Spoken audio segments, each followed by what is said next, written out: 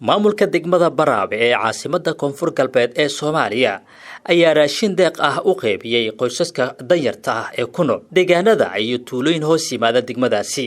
qoysaskan ayaa tir ahaan waxa ay gaarayaan 3,000 oo qoys kuwaas oo kamid ah dadka dhibaatada ka soo gaartay dhibaatooyinka ka jira meelo kamid ah Shabeellaha Hoose.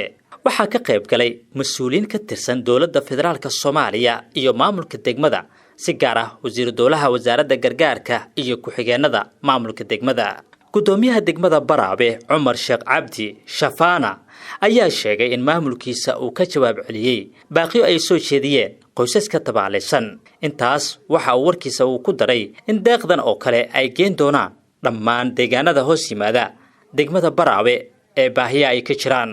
toddobaadkan ayaa mas'uuliyiinta degmada Baraawe uu horkacayo gudoomiyaha degmadaas waxa ay ku hoolanayeen sidii loogu gurman lahaa qoysaska ku tabaalaysan deegaanada hoos yimaada degmada Baraawe ee gobolka Shabeellaha Hoose.